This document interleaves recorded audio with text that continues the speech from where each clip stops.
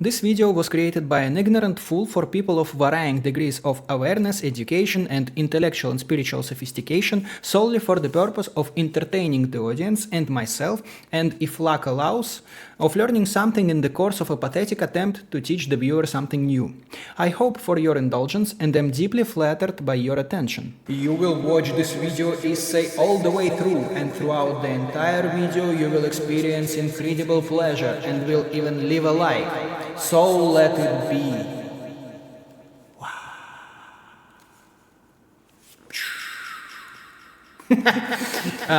Looksmaxxing, looksmaxxing, looksmaxxing, looksmaxxing, looksmaxxing, looksmaxxing, looksmaxxing.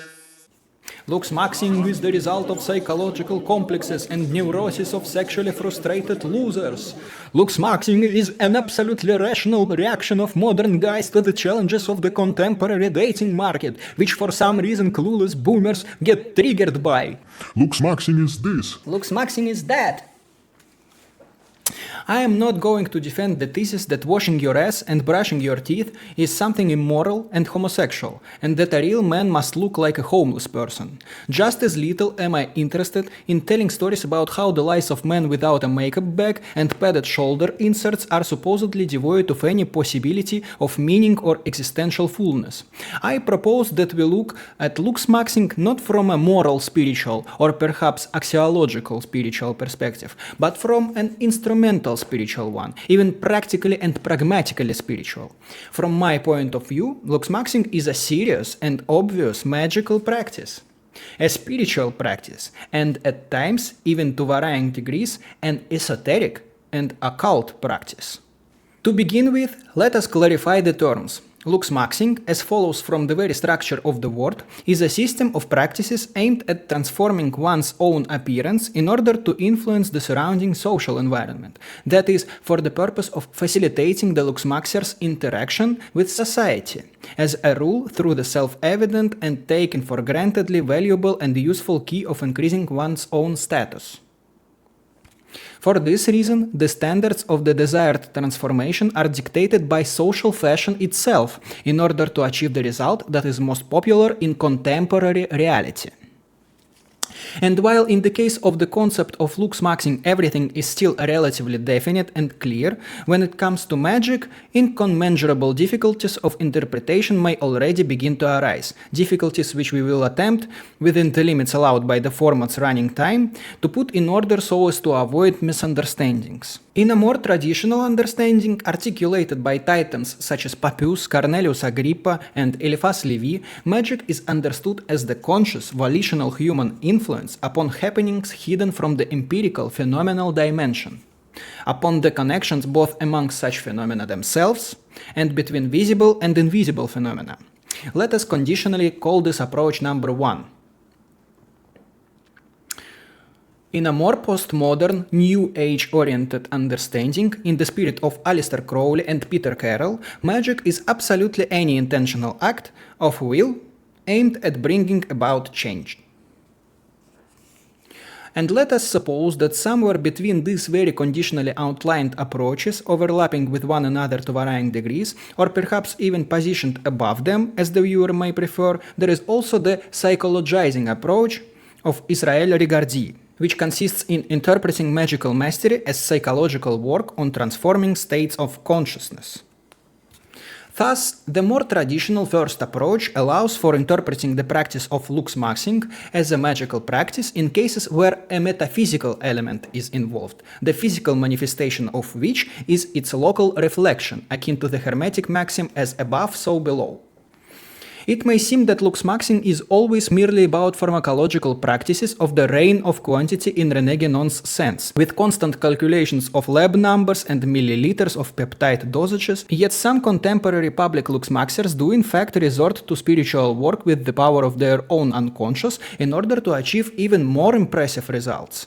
Not to mention how often and how universally numerous spiritual practices have intersected with numerous aims of transforming one's own appearance. Already in shamanistic societies, the transformation of the visual image had a spiritual dimension, and according to the study of the phenomenon of shamanism conducted by Mircea Eliade, various instruments for transforming appearance resulted not in a profane difference, but ritually constructed an entirely new ontological hypostasis of the shaman, representing merely the physical manifestation of spiritual processes of transition and initiation. This is not what chaos magicians usually rush to discuss first when reading in Peter Carroll's Liber Null that all magical traditions ultimately trace back to shamanism.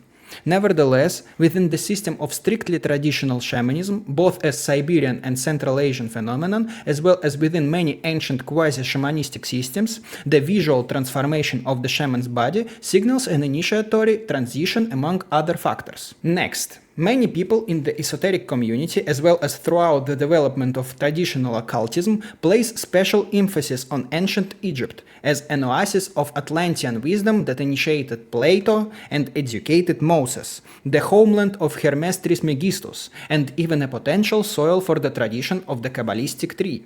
At the same time, in ancient Egypt, not only practices classified as magical were something far more normal and widely applicable, but cosmetic practices aimed at achieving bodily beauty were also used by the Egyptians broadly and everywhere, bringing human beings closer to the gods in their understanding. On how cosmetics were used specifically in magical rituals, as instruments of spell work, one can read in the work of Geraldine Pinch, Magic in Ancient Egypt. And now I will cite several quotations from an article on Egyptian cosmetics by the Egyptologist Dr. Shokri El-Kantiri.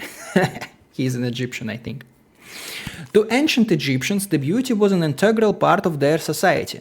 Beauty was always side by side with the normal existence, and even in the afterlife. They believed that the more beautiful you are, the closer you will be to the gods. They valued makeup and ritualized them, and all the very first cosmetics were kept special in jars and packed in makeup boxes. In ancient Egypt, cosmetics were not a luxury, they were a way of life.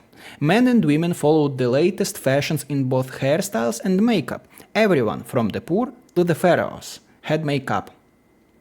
It was believed the makeup had magical and even healing powers. Ancient Egyptians used large drawings of an eye to symbolize the eye of the god Horus, the Egyptian god of healing, among other things, and believed that the drawings would protect them. Many historians think that Egyptians believed that outlining their own eyes would help them carry the protection of the gods with them. It was perfume, among other things, which put the king in a position to join the gods. "O king, I have come, and I bring to you the eye of Horus, which is in its container, and its perfume is on you, O king. Its perfume is on you. The perfume of the eye of Horus is on you, O king, and you will have a soul by means of it." Pyramid texts. Perfumes were the center of aesthetics and therapeutics for both men and women in ancient Egypt. Egyptians were famous for their perfumes. The gods favored sweet smells just as much as did humans. End of quotations. Beyond ancient Egypt, a source of the European occult tradition is, of course, also ancient Greece, where beauty was likewise perceived as something divine, bringing human beings closer to Olympus and expressing in bodily and corporeal form the universal harmony of the entire cosmos. The very concept of cosmos, among its other connotations, is also connected to such meanings as adornment and attire. Among the Greeks, in addition to the simple concept of kalos as beauty, there was also kalokagatia, the harmonious combination of physical, external, and moral, ethical inner virtues, the perfection of the human personality as an ideal of education and cultivation. I quote from an article on kalokagatia by the Russian candidate of philosophical sciences Marina Prokopieva. The Greek term kalokagatia literally means beautiful and good, handsome and virtuous, although there are quite a few interpretations of its translation. The Greeks attributed the beautiful to the body and the good to the soul. However, in ancient Kalokagatia, there is absolutely nothing that is separately beautiful and separately good. A person who embodied Kalokagatia was an ideal citizen of the polis, one who strove to realize the collective goals of the civic community and was capable of realizing them. At the foundation of Kalokagatia lies cosmic harmony and proportion, that is, measure, order, clarity of boundaries, and symmetry. The embodiment of beauty is the beautiful human being in whom all virtues are united, both external, physical beauty, the body, and internal, glory, merit, honor, property, freedom from degrading labor, that is, the harmony of body and spirit. Thus, the Greeks were not only looksmaxxers, but also despised labor. Based Greeks. The Russian philosopher, classical scholar and orthodox monk in the world, Alexei Lossev, defines Kalokagatia as the luxury of the body, the soul, society, views and customs. The Kalokagatic person is strong, vigorous, cheerful, beautiful and healthy. He is a fighter, a hero, an athlete, as well as a poet, a musician and an artist. He is also a person of measure. He submits to what cannot be avoided, submits to fate, yet hopes for great glory in the future. The abundance of life's goods pleases him, but he does not fawn upon them and parts with them with a smile. He does not renounce wealth, yet it is not wealth and glory that possess him, but he who possesses them, and he is always their master. As is well known, in the later periods of ancient Egyptian history, the Egyptian goddess of beauty Hathor was identified with the goddesses of love and beauty of other peoples, most notably with the Mesopotamian Ishtar, the Greek Aphrodite, the Roman Venus, and the Germanic Scandinavian Freya, who taught the asses sorcery and magic, specifically Seder, a form of female shamanism considered shameful for men, though some practiced it, for the mastery of which Loki mocks Odin. Let us remember this. As the Swiss professor and canonical scholar of Greek religion Walter Burkert writes, behind Aphrodite, this is evident, stands the ancient Semitic goddess of love Ishtar, Astarte, the divine spouse of the king, at once queen of heaven and hetera. Such a Semitic origin of Aphrodite was already insisted upon by Herodotus. Evidence in favor of this view is provided first and foremost by the correspondences in what, in the image of the goddess and her cult, goes beyond sexuality as such. The ancient Semitic deity is bisexual. Ishtar appears with a beard. A male Ashtar exists alongside Ashtart, and in precisely the same way, there exists a bearded Aphrodite, an Aphroditus alongside Aphrodite. Ashtart is called Queen of Heaven, just as Aphrodite is called Heavenly, Urania. Attributes of the cult of Ashtart include an incense altar and the sacrifice of doves, an exact coincidence with the cult of Aphrodite, and with it alone. Ishtar is simultaneously a warlike goddess, and in the same way Aphrodite can bear arms and bestow victory. Finally, if temple prostitution was characteristic of the cult of Aphrodite, then this ill-famed feature was borrowed from the cult of Ishtar Ashtar. A connection with the garden is also found in both cases, as is the connection with the sea. In this context, I would already like to focus on some more detailed and intriguing parallels that personally caught my attention.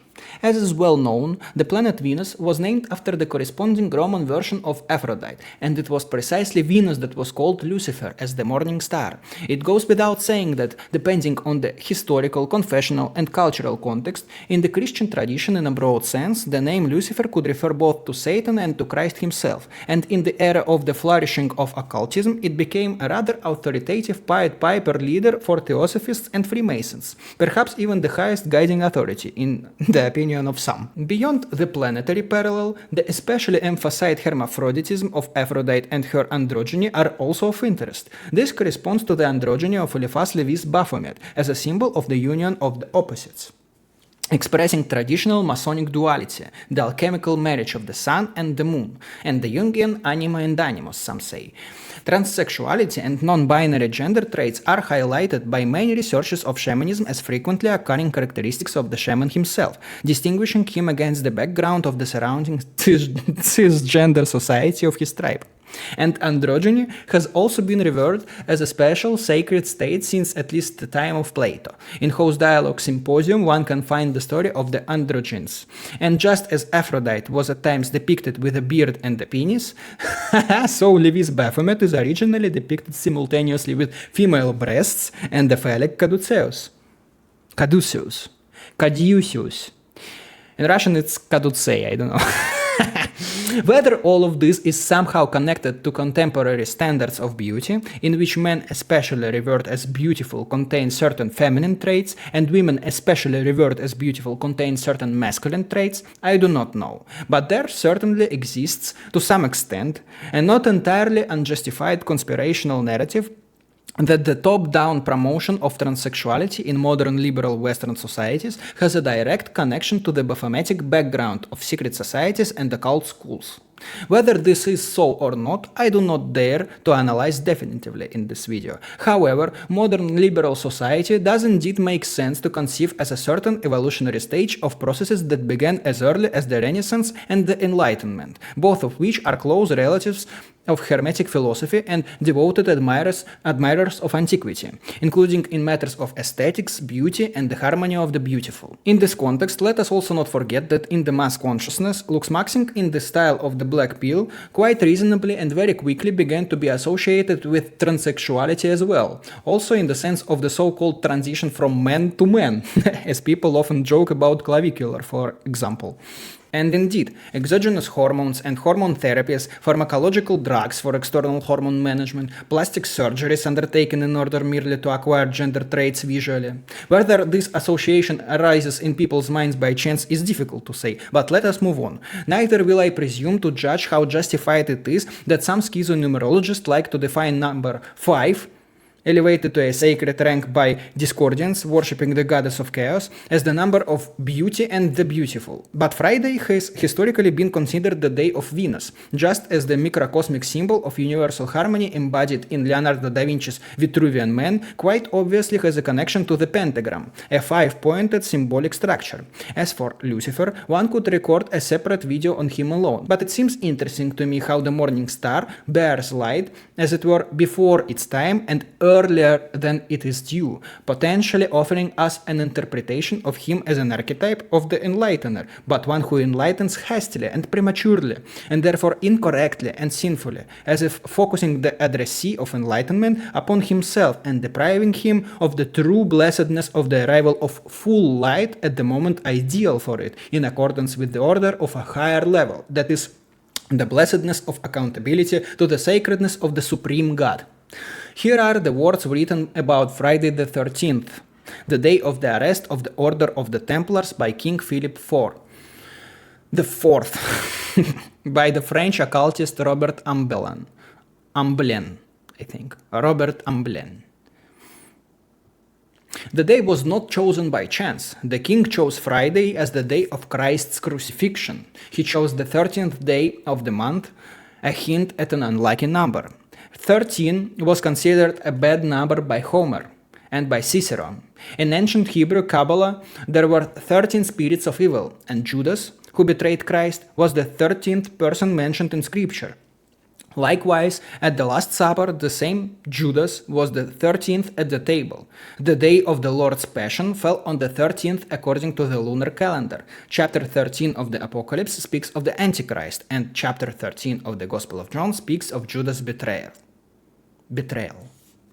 Judas' betrayal, the Latin numeral 5, depicted as the English letter V, is suspiciously connected with the symbolism of the female womb, more plainly, the vagina, which once again links it to Venus, and no less suspiciously, it at the same time evokes duality, doubleness, whether a fork, a bifurcation, or the wishbone, the so-called bone of wishes used in games and divination.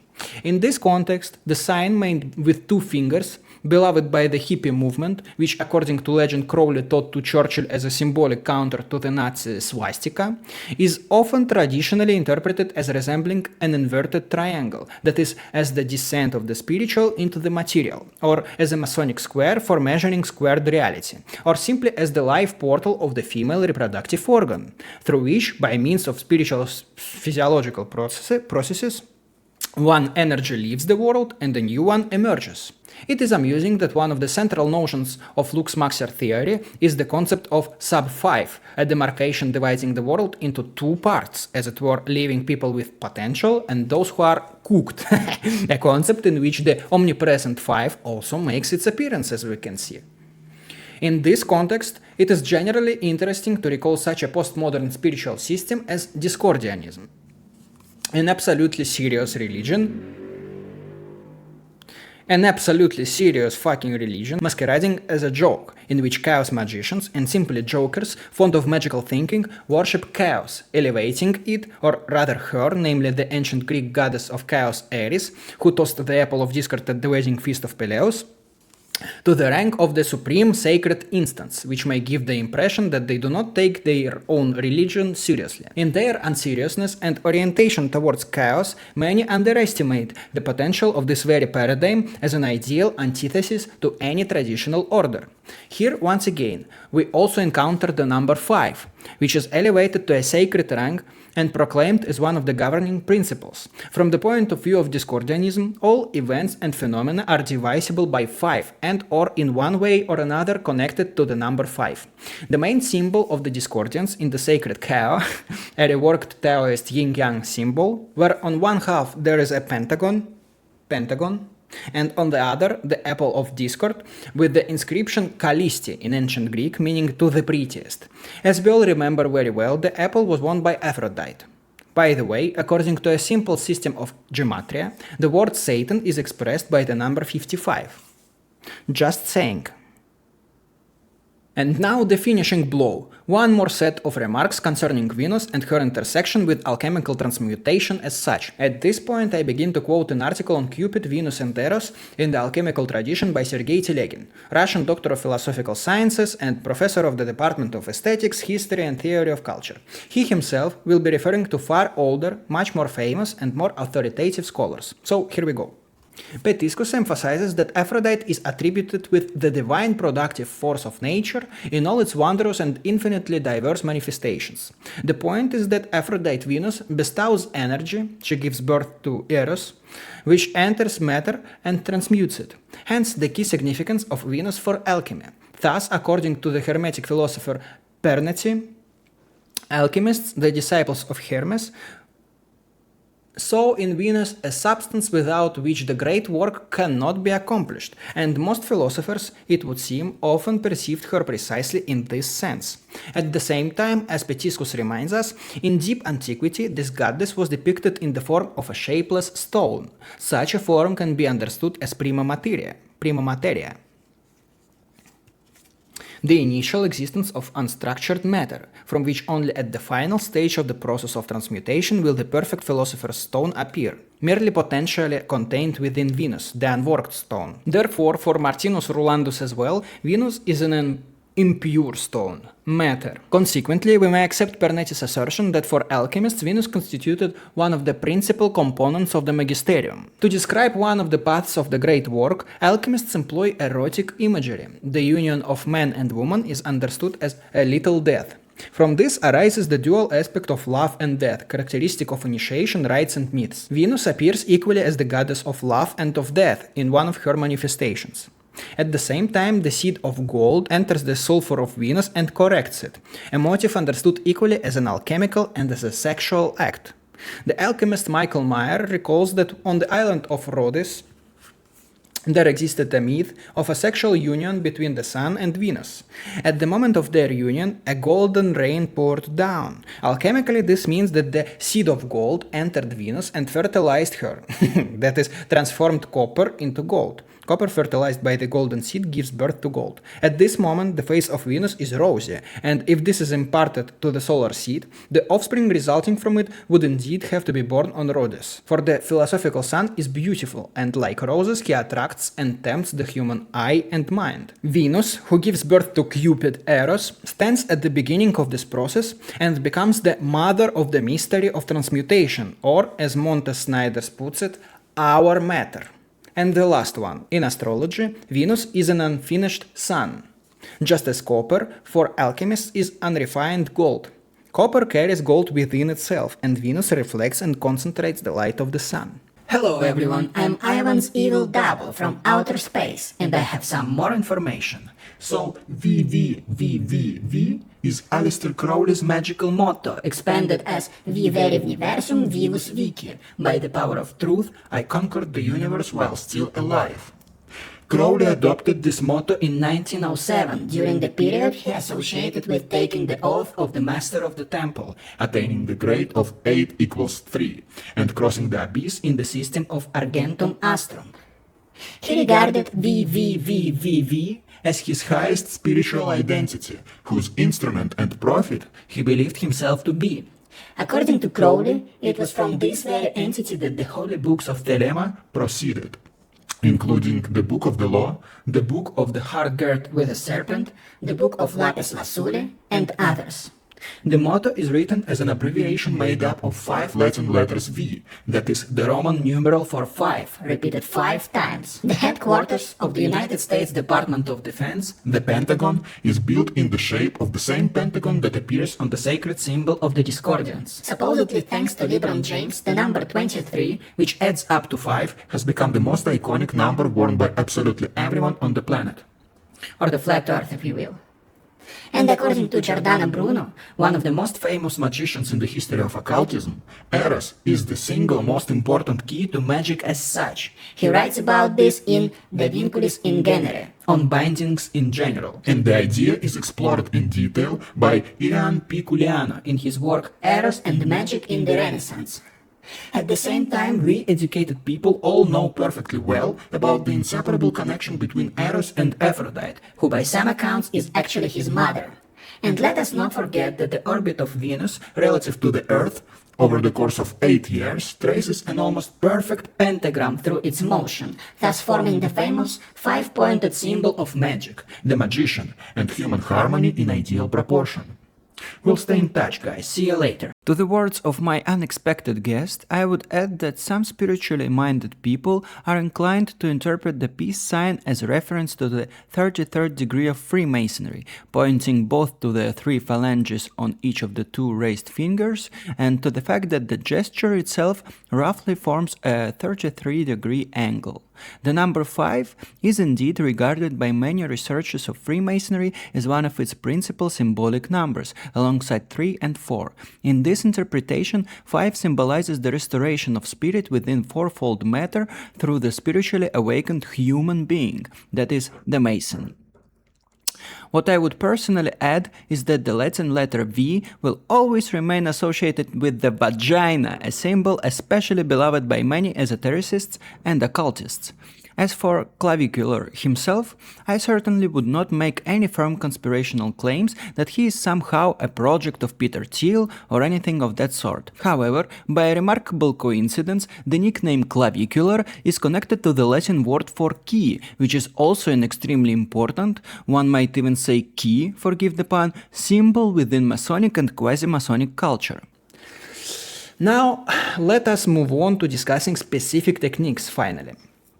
I will classify them in a very conditional and disorderly way. This is fucking magic after all, there is no other way about it. Let us begin with visualization and work on the aura or the astral body, call it whatever you like. In Liber O, Brother Perdurabo, aka Edward Alexander Crowley, proposes to us a method of invoking deities, for example, the Egyptian thought, in order to channel the sacred energy associated with them. To do this, he wants us to assume a specific posture associated with the chosen god during meditation, and to visualize the image of the god as if coinciding with our own body, until identification with the archetype is achieved, in order to obtain the corresponding new superpowers.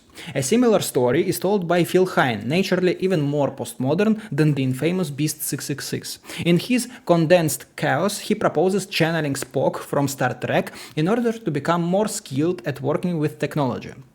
I quote, "One of my colleagues had to sit for a computer exam and was racking his brains trying to think of an appropriate god form to invoke to concentrate his mind on programming. Mercury, Hermes, and then he hit on it. The most powerful mythic figure that he knew that could deal with computers was Mr. Spock. So he proceeded to learn all he could about Spock and went around saying, 'I never will understand humans,' until he was thoroughly Spockified. The result he achieved in the examination was higher than he otherwise would have expected." Speaking in a more neutral and down-to-earth way with regard to ordinary everyday life, such a system can be reduced to a more pressing and simple rule. Observe beautiful people on screens and in real life more often. Interact with beautiful people more often and with unattractive ones less often, because by the law of Hermetic vibrations, they make you chopped as well, just like themselves. Do you like how Brad Pitt looks? Watch films with Brad Pitt, not with Michael Cera. Emulate Brad Pitt. Think about what habits the actor himself might have, aside from Illuminati rituals. What kind of diet, aside from adrenochrome. What clothes or music he might like. Where he lives. And insofar as your means allow, replicate it all, with faith that it definitely works. And to be honest, with a high degree of probability it will start working even without faith. Astral anthropology in the theosophical style of a more traditional New Age, I hope such oxymorons amuse you, is described, analyzed in detail, and even vividly illustrated in the works of Charles Leadbeater. If this kind of occult autism inspires you, you can dive into it there. Mental, causal, and astral bodies, how to observe them through clairvoyance, what different patterns and colors mean, it's all there. In general, the concept of an aura is an integral element of contemporary Gen Z internet discourse, and at times even looks like a particularly characteristic feature of the looksmaxxing subculture specifically, and of IRL streaming in general. In its modern sense, the word is used to denote how a person is perceived by others as someone cooler, as if the level of coolness can rise and fall primarily as a result of a person's actions. And in this way, a looksmaxxer can lose all the aura they have, and I would dare to claim even their overall attractiveness, just as a person who is not particularly outstanding from the standpoint of physiological appearance can auramaxx so hard that they will outclass many looksmaxxers, within reasonable limits of course. The funniest thing is that this understanding of aura is in fact strongly consonant with the concept of aura in contemporary magic. I will give as an example how Patrick Dunn writes about glamour and aura in his book Magic in the Age of Postmodernism. One of my favorite uses of the anchor is the creation of glamours. A glamour is a mental projection of your self-identity so that others perceive you as you wish to be perceived. Glamours can increase your perceived beauty, strength, danger, or whatever you desire. I occasionally use a glamour that makes me appear like a dangerous monster to the unconscious minds of people, in order to avoid trouble when walking through dangerous parts of the city at night. A friend of mine experimented with a teddy bear glamour in order to increase tips at his job. He informed me that his tips had indeed almost doubled, but he was becoming annoyed at people addressing him in baby talk. Usually people will not consciously perceive your glamour, but they tend to get a strong gut sense of your projected image and act accordingly. Glamours seem to tap into a much deeper current than our conscious minds. Something in our reptile brain, the primitive part of our brain concerned with basic issues of survival, responds instantly to glamours. In fact, I think many skeptics and strangers to magic habitually use glamours in their day-to-day lives. Glamours, therefore, are quite easy to effect. I should warn you that glamours carry some slight danger. If you create a powerful enough glamour and use it often, you will begin to psychologically change shape in accordance with the glamour. So if you overuse a demon-shaped glamour in order to scare away potential muggers, you may find yourself taking on demonic behavior. It is safer, therefore, to spend a few moments after using the glamour to remind yourself who you are through grounding and strongly reaffirming your sense of self. And further on, about the aura. Some techniques of sorcery are so simple that many people do them unconsciously, like glamours. Moreover, the very thing that makes glamours work, the unconscious ability to perceive your symbolic status, can itself be learned as a skill.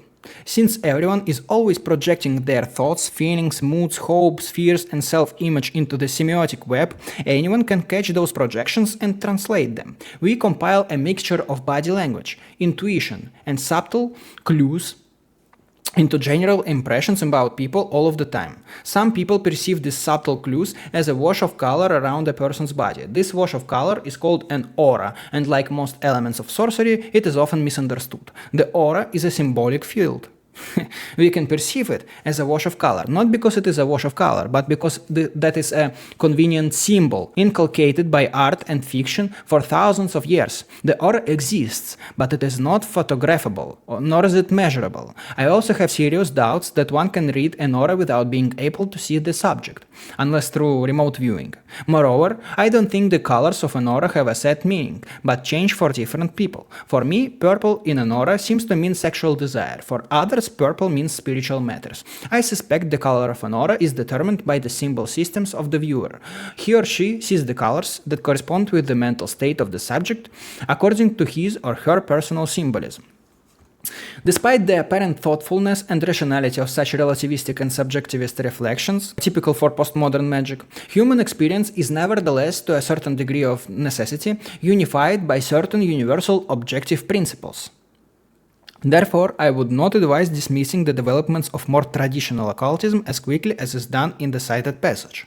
A similar methodology for creating what might conditionally be called glamours and for working with the astral field of one's aura can be found in many places. In Russia, for example, there existed a certain sect whose founders claimed that they were allegedly making public developments and materials studied specifically by order of the CPSU Central Committee during the Soviet era for the creation of charismatic leaders by parascientific methods. In one of the books of this teaching, the Academy of Further Energy Information Development, a method is described for dealing with hostile gopniks threatening you with trouble in a dark alley.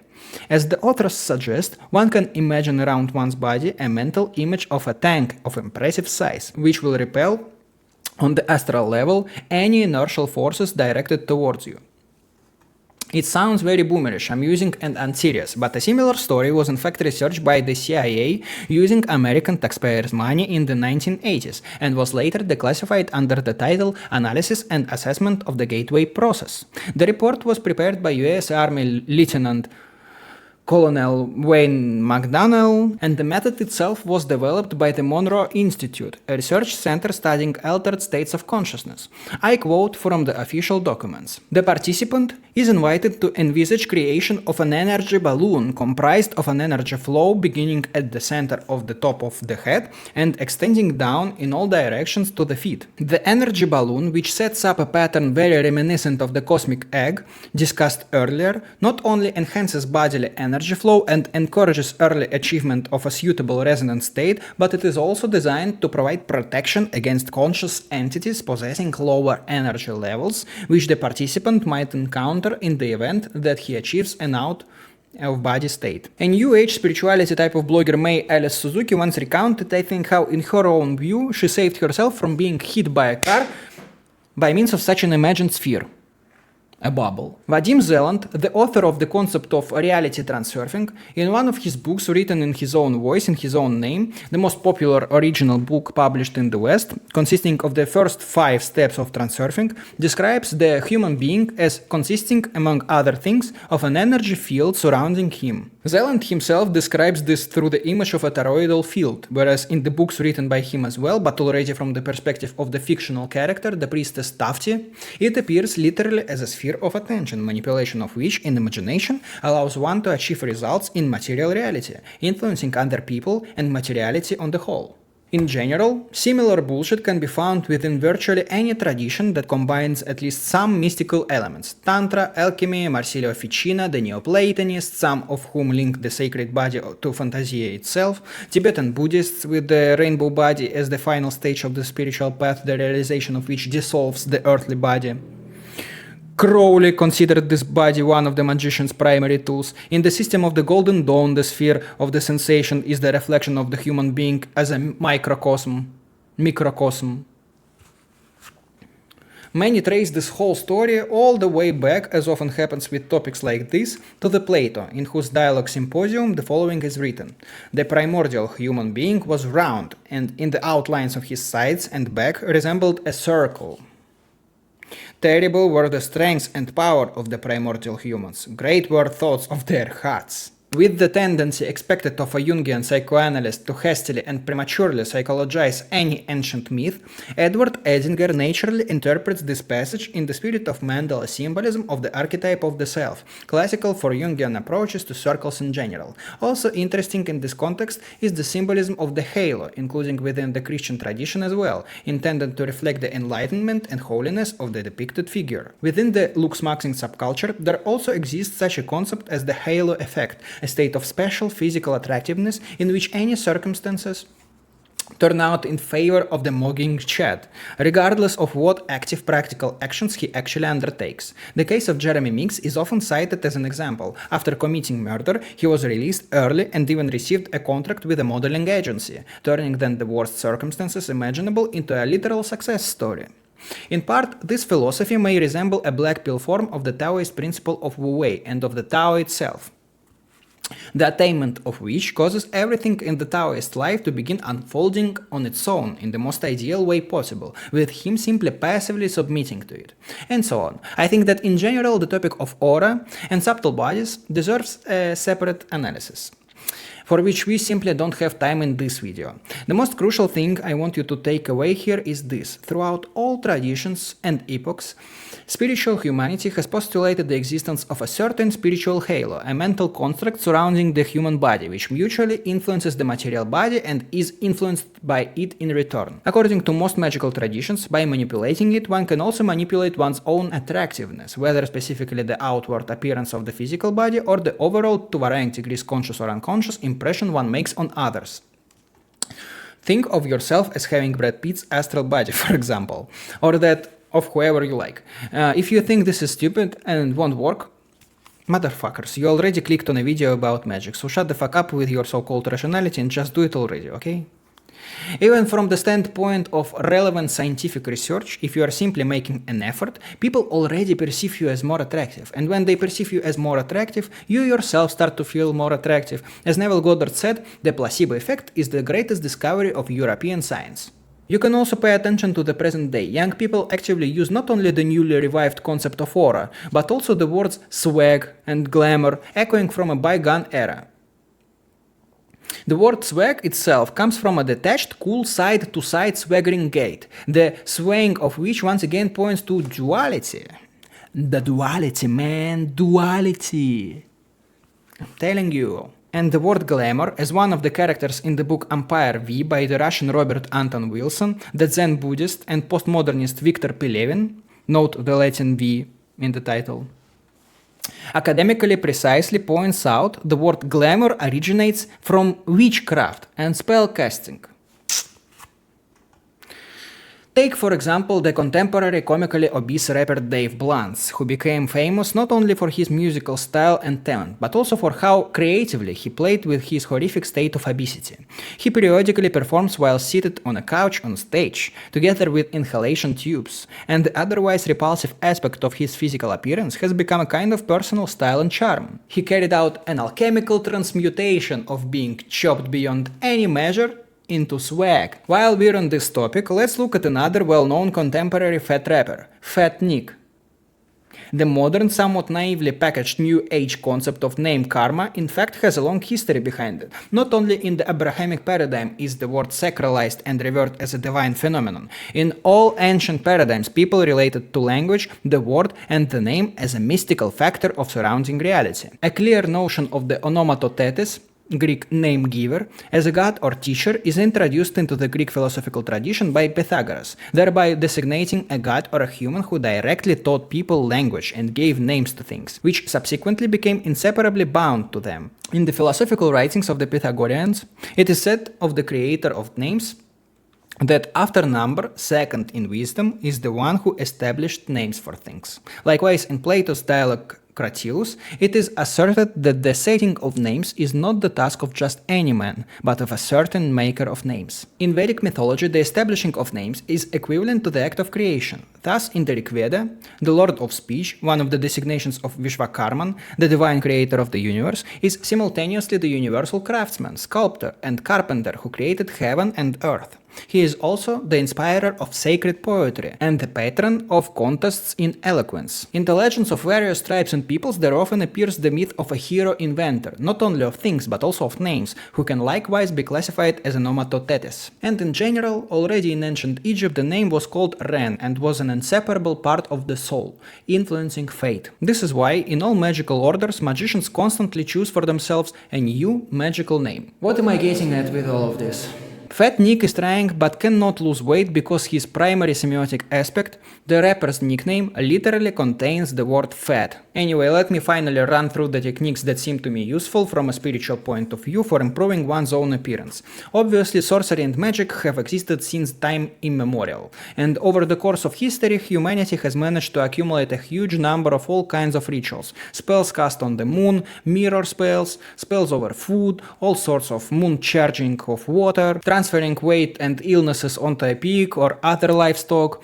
There are also various Eastern traditions like Taoist Ching Chong, King Kong, and Neigong, Tsigun, Inigun in Russian, where a specific spot on the knee is cauterized at a specific phase of the moon to achieve youthfulness. Yogic tapas, bathing in milk in the spirit of Cleopatra, rituals involving cow's milk as a sacred substance in many traditions, not only in Hinduism, rituals with honey as a common Indo-European sacred symbol of eloquence and beauty, bathing in blood in the spirit of African voodoo, and the famous European vampire countess Elizabeth Bathory, various rituals with a lamb's blood, vampirism including energetic vampirism, and so on.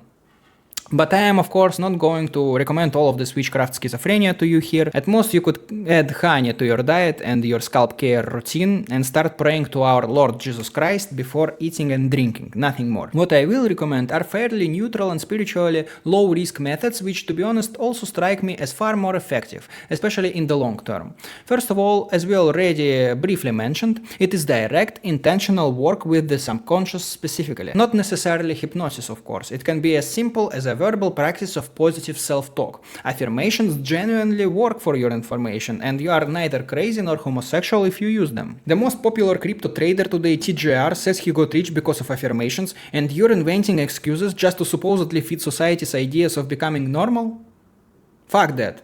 Repeat the same thing until you become a landalone and don't give a fuck.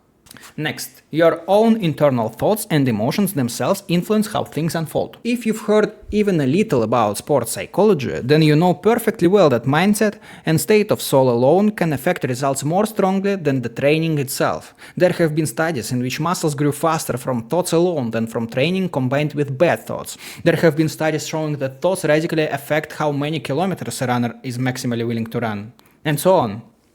In general, I am ready to record a separate video on this topic if necessary, but for now it's enough to turn to basic Joe Dispenza, who in every second book of his talks about how imagining playing the piano activates the same areas of the brain as actually playing the piano in physical reality. Now think about how all this under-researched placebo-type mechanism of unconscious self-tuning of the body can help you achieve a more attractive appearance, and realize that there are no hopeless cases at all. And by the way, for all my positive attitude toward the looksmaxxing discourse, the concept I find least pleasant is cooked. It's very funny at times to use it for trolling, but in reality there are no cooked people. Every person can always look a little bit better. Skin can always be clearer, hair thicker, fat less, muscles more, teeth whiter, clothes more stylish, that suit you more. There is always room to grow, and you should compare yourself only with who you were yesterday, each day discovering new reasons to sincerely believe that you are getting closer and closer to ascending. The second method is working with your wardrobe. As rappers periodically say in tracks about the clothes they actively flex, clothing is a kind of armor. Accordingly, if in this war for survival and the propagation of genes on the sexual relationships market, the attractiveness of your specific body is in a very vulnerable state, then perhaps your wardrobe can be one of the solutions for protecting yourself from defeat. I also suggest now that you check out this fragment from an interview with Lil Uzi Vert. That's what I'm saying. So like, instead of me trying to try, I'm just living. What made you get to that point in the first place, though? Like, what led you to get to that point where you thought you were? I wear all white every day. Okay. So if you try wearing all white, it's gonna get dirty. You gotta just flow. I know that many people call Lil Uzi a producer's prostitute, a homosexual like Carti, or even a Satanist, but this particular quote is sharp, interesting, and funny. I don't care. Moving on. Somewhere in Steiner's works, maybe also in some other Rosicrucians or Theosophists ones, it was said that clothing is capable of retaining the energy of its owner. For example, if you buy some jacket at a thrift store, the energy of the previous owner will influence yours and thus indirectly affect the entire course of your life. This mechanism can be used to your advantage. Because from this point of view, a certain energy can be present in absolutely any item of clothing, even a new one. It's just in the case of a new jacket, the energy will be cleaner, though no less useful for our purpose. Keep track of new items in stores. Follow fashion trends past and present. Watch how celebrities of your body type dress. And try things on often in fitting rooms to see what suits you and what doesn't. Pay special attention to accessories. As they say, the devil is in the details, as quite often a particular item, like glasses with a specific frame, will ruin the entire look for one person, while turning another into a magnet for the opposite sex.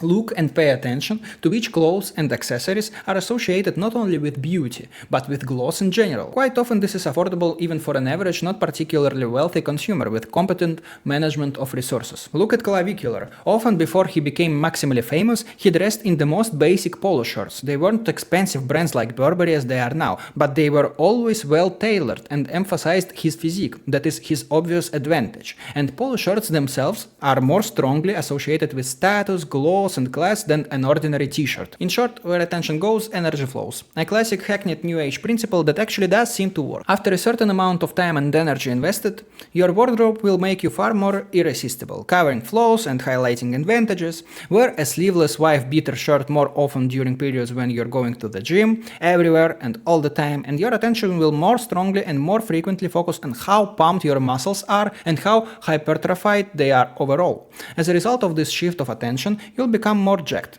People will notice it more often and tell you so, further reinforcing the result in your subconscious. It will even simply make you want to exercise more often. By the way, regarding the principle where attention goes, energy flows, I think this can be a useful interpretive framework for analyzing looksmaxxing methods that are scientifically unproven and often even debunked, yet nonetheless perform their task with frightening effectiveness. One such method is, for example, the mysterious bone smashing.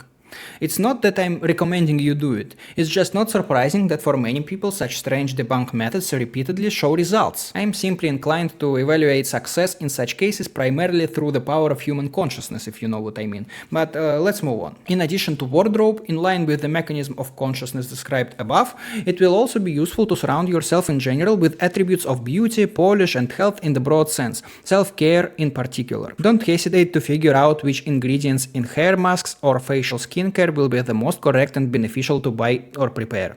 What frequency ranges of red light are needed for light therapy? How and why to install a shower filter? Which probiotics suit you best at the moment? Find out, buy, use, no matter how much of an ugly duckling you think you are. Over time, due to yet another mechanism of the new thought system, besides the law of attention, namely the compound effect, you will spin up into an ascent spiral, and the reflection in the mirror will begin to grow more pleasant and attractive in arithmetic and sometimes even geometric progression. And thanks to the compound effect, it may turn out that softmaxxing alone is sufficient, provided you're firing buckshot or a six-shooter. Next. Of course, we can't forget about body language, tone of voice, manner of speech, speech tempo, words, phraseology, turns of phrase, linguistic constructions, figures of speech, humor, and general mannerisms and habits in all forms of communication. Here, it's important to take a conscious approach to managing your immediate environment, since your persona strongly depends on the people you interact with. People even sometimes say that a person's personality is the arithmetic mean of their 6 closest contacts. But beyond that, you also become what you watch on screens, usually in direct proportion to how much time you spend doing so. So if you're constantly listening to rappers, watching their Instagram videos and YouTube clips, don't be surprised if you start repelling most well-adjusted people. If your goal is to become more elegant, then your screens should contain as much inspiring imagery of the new beautiful you as possible, and that may also include corporeal aesthetics of your own gender. Yes. Yes, motherfuckers. For men, for example, this can provoke some rejection as something condemned as homosexual. But in reality, there is very little homosexual about it. Any woman constantly and completely heterosexually admires the aesthetics of her female idols, discusses them, analyzes them, and draws conclusions. And men, insofar as they too want to reclaim their rights as a beautiful gender, would benefit from doing the same within reasonable limits, even purely from a pragmatic standpoint of managing effective heterosexual reproduction strategy.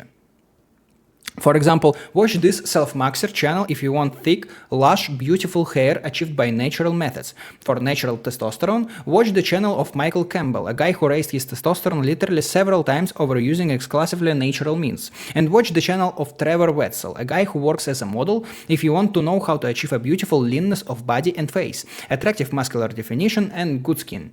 None of these guys belongs to the looksmaxxing trend or promotes hardmaxxing measures, which is why watching and recommending them is always entirely safe and beneficial. Their information is unlikely to harm anyone. In addition, each of them, at least in passing or quite explicitly and in detail, speaks about the interdependence of mental and the physical, and analyzes the influence of mindset on achieving their stated goals, whether that's testosterone, hair, skin, or a lean physique. In general, one could talk about mindset technology endlessly, but the most optimal algorithm in terms of practicality and pragmatism for Atlantean Hermetic action was, in my view, described by the Russian magical/self-help type of author Vadim Zeland in the international hit Reality Transurfing. The most important thing here is to avoid feeding your energy to the egregor of the pendulum through excessive importance, through the feeling that you are insufficiently beautiful, uglier than others, through tense struggle with yourself, and through the chase after standards imposed by other pendulums. And indeed, as balding men often like to say, the moment you start even slightly balding and notice this process, focusing your intense cortisol-inflamed attention on it, you ultimately only intensify the process of hair loss because of frayed nerves, stress, and anxiety.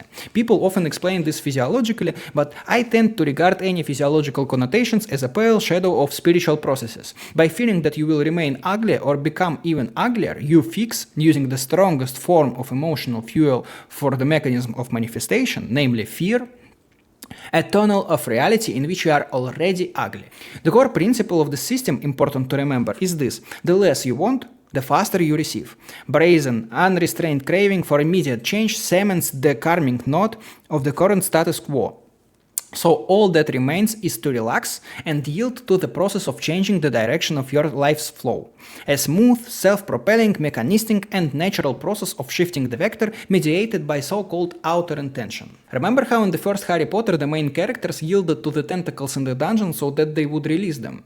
If they had continued to resist, they would have remained trapped. Thus, the guiding principle is not "I'm trying to become like clavicular", but rather it just so happens in my life that day by day I am becoming a Chad, as if all circumstances are leading me toward this result like the current of a river. But although you can never control everything, you can always control yourself, and that will always be enough. As Zeland writes, you must first smile at yourself, so that the reflection in the mirror will smile back at you. In any case, this system is very extensive and there is no time to dwell on it in detail, so let's move on. Each of the elements described above, taken separately, may seem laughably weak to guys hooked on the blood-stirring rhetoric of hardmaxxing. But if you apply all of them together, then gradually an entirely different structure of your typical ordinary day will begin to take shape, and more broadly a new life and a new character. And in the end, through the law of the compound effect described in Darren Hardy's book, the combined influence of all of them will begin to grow in arithmetic progression and will become capable of leading to changes comparable to hardmaxxing. Only from the standpoint of occultism and magic, more effective and more durable. As is often reasoned within magical traditions, demons promise you quick results here and now, but leave you dependent on their sphere of influence, thereby reinforcing your vulnerable, dependent position and thus your overall weakness. Angels, on the other hand, often painstaking and exhausting work on oneself, which leads to changes that are steady, solid, long-lasting in time, and unfailingly beneficent and harmonious, their goodness echoing into eternity. If you get jaw surgery and insert prosthetics, the effect may be achieved faster, but you may remain inwardly the same maladjusted autistic loser incapable of confident self-expression and effective communication with other people in general, only now with a piece of metal in your face as well. If we speak not in a playful and provocative manner, but in a dull and serious one, then it is obvious that working with angelic influence is far more optimal and promising, even if it may be harder to digitize and subject to strict predictable arithmetic calculation. calculations. By the way, speaking of numbers, a very interesting interpretation of contemporary processes strengthening the influence of the reign of quantity as described by René Guénon was given to us by Rudolf Steiner in his Anthroposophy. According to him, the modern trend toward the hardening and materialization of human life through fixation on calculations, statistics, logic, and the rationalization of various objective indicators is associated with Ahriman, a destructive spirit taken from Zoroastrianism and reinterpreted by Steiner not as outright evil, but as a principle governing the human psyche in opposition to Lucifer, becoming destructive and evil precisely in its excess, in its overabundance, while at the same time being de facto relatively inevitable and at times necessary, just like as its antipode. According to Steiner, Ahriman is responsible for technology, science, mathematics, bureaucracy, algorithms, statistics, and in the case of the contemporary black pill style of looksmaxxing, this expresses itself in the dry counting of body fat percentage, testosterone levels, scale weight, jaw angle, height in meters or feet, calorie totals, milligrams of peptide injections, the cost of plastic surgeries, again the numerical rating of appearance, the categorization of the population by attractiveness into LTN, MTN, and so on. Again, perhaps a centrally important element of such looksmaxxing is pharmacology, which derives from the ancient Greek pharmakia and historically also denoted sorcery and witchcraft, a meaning reflected among other places in the Bible. In this sense, it becomes a form of idolatry and an attempt to change one's life condition while bypassing inner work on oneself and reliance on divine providence, while also endowing the body and matter with a superior ontological status. In general, the Ahrimanic principle suffers from this. Therefore, it would be highly useful to balance it with the spiritual aspect of life in order to achieve healthier and, in the broader sense, more harmonious results.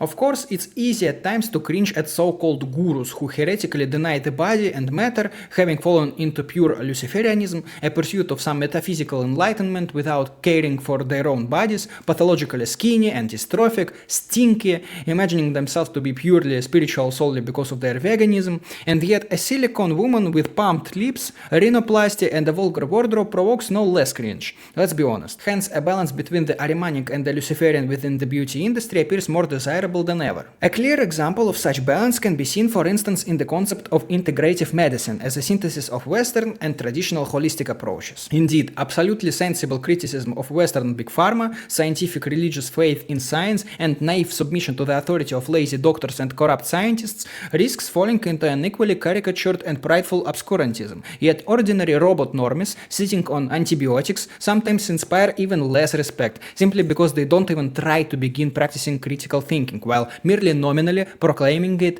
an indispensable postulate of their worldview. You see the irony. In short, use your head and survive consciously in the modern concrete jungle. Remember who is pursuing what interests, and how rarely anyone besides you yourself is seriously concerned with your well-being. Don't dismiss either cutting-edge developments or, especially, methods proven across the ages, giving preference to tradition as something time-tested, while maintaining a genuine, healthy interest in new discoveries. And let's not even begin explaining the Saturnian essence of the entire black pill movement. Saturn as the archetype of limitation, the chilling, unsettling truth of harsh reality, the flow of time, aging, death, rigid verdicts of inevitable fate and hierarchies, forces all black pill adherents to think in terms of the world as nothing more than a digital prison of form and matter. Hence, the only option available to the human being is to become the best possible prisoner. the most beautiful one. Anyway, I feel like one could bullshit about this topic endlessly, and honestly, I am fucking tired of it, so I'll be wrapping up this video. I hope it was interesting for you if you made it to this point, and now I'll finish with a few key theses. Mindset influences things no less than direct active engagement in the material dimension. The totality of all softmaxxing measures can play a more advantageous role in the fundamentality, harmony, and unsyncability of one's compound effect, which grows in influence over time in an arithmetic progression and affects both the body and the psyche and nervous system. Auramaxxing, even in a supposedly profane sense, will always outperform ordinary looksmaxxing, because a deeply humiliated, demasculinized loser, beaten and pissed on by his enemies, even if he has a pretty sweet face, can easily lose all women. We all know that. The harmony of the Ahrimanic and the Luciferian will always outperform dry numerical indicators, because in the end your future wife will fall in love with you not because of the exact body fat percentage or testosterone lab results, but with you as a whole, including you as a spiritual being. And if things don't work the way I'm describing, then your union will in any case be short-lived and won't manage to lead to anything constructive, such as a healthy family. My favorite Orthodox priest bloggers, such as Father Moses or Father Josiah, have already criticized looksmaxxing either as something base, empty, profane, vain, futile and frivolous, or even as feminine and unmanly. And indeed, from the point of view of traditional patriarchal solar, in the esoteric sense, Abrahamism, a focus on lush eyelashes and glowing facial skin really does look rather homosexual, and a true solar man should seek self-realization in an elevated mission, in adventure and heroic deeds, seeking great accomplishments in the name of a higher goal, rather than resembling a silicone prostitute in such a corrupting dependence of one's inner state on how visually attractive one is to other boring losers around him. This truly is an extremely risky shift of the center of one's being, not only outward, toward the other people's gazes, but also downward into the very depths of heavy, hollow matter. However, although I respect both of these priests and consider it useful for all of you and even for myself to value their opinions more highly than my own, I will nevertheless dare to add a clarifying and, in my opinion, legitimately nuanced perspective. It seems to me that the priests are responding to a very specific cultural challenge that carries a clearly defined spectrum of spiritual dangers, and their attention is quite reasonably focused precisely on neutralizing those dangers. And yet the arguments of clavicular's rhetoric are also often genuinely reasonable. People really do evaluate you by your appearance in a way so influential that it inevitably affects your salary and your social well-being in general, and that means that maintaining a neat, presentable appearance suitable for the workplace and university is useful even from a Christian point of view, since this factor can directly influence how well you are able to provide for your family and your church community. The priests criticize precisely egoistic looksmaxxing, aimed solely at contributing to overall degeneration in the pursuit of quick sex and the inflation of one's own ego. But just as money, in the Christian sense, can be a spiritually neutral element of human life, equally capable of bringing harm or benefit depending on how it is used, so too physical beauty, which in all traditional cultures is an emanation of sacred and divine beauty, can be directed toward constructive, good and benevolent ends. Moreover, more classical looksmaxxing without blackpill hardmaxxing measures largely consists simply of caring for the health of one's own body, in accordance with the principle health is beauty and beauty is health. In this sense, looksmaxxing already becomes something Christianly good and spiritually beneficial, because Christians are called to care for their own bodies, and there is nothing devilish about brushing your teeth, washing your face and eating properly. All of these wellness practices improve your appearance, and there is nothing spiritually privileged about deliberately bringing your body into a sickly state or condition. And if someone were to discern their particular Abrahamic calling to serve humanity precisely in enlightening their brothers in Christ on this very topic, and if that were what looksmaxxing came to mean, then I think that even the justifiably strict hearts of our beloved spiritual fathers would be able to soften and they would change their attitude. I would also like to emphasize that in a strictly Christian sense, beauty is likewise an emanation of God himself, and God, among other things, is beautiful. As Basil the Great writes, truly ineffable and indescribable are the lightning-like flashes of God's beauty. No word can express them, nor can hearing contain them. Beauty is mentioned so often in sacred scripture that it seems unsurprising that many see the very existence of the concept of beauty as an argument in favor of the existence of God himself. Of course, it is clear that in the case of the human being, beauty of the soul surpasses bodily beauty in significance in every respect, and looksmaxxing occupies itself precisely with questions of the latter. As we know from the Bible, bodily beauty and adornment can become a cause for arrogance, and delight in it a cause for lust. However, it would be incorrect to conclude from this that a Christian is obliged to neglect a person's outward beauty and see nothing good in it. Throughout the Old Testament, the Jews admire the beauty of their future or current wives, encourage this, and see nothing reprehensible in it. Unlike monastics, who have devoted themselves to God and are especially concerned with the beauty of the soul, people who wish to enter into marriage or who are already married are permitted to adorn themselves outwardly for their beloved, as Saint Augustine writes in the following way: one should not hasten to forbid the wearing of garments adorned with gold or precious stones.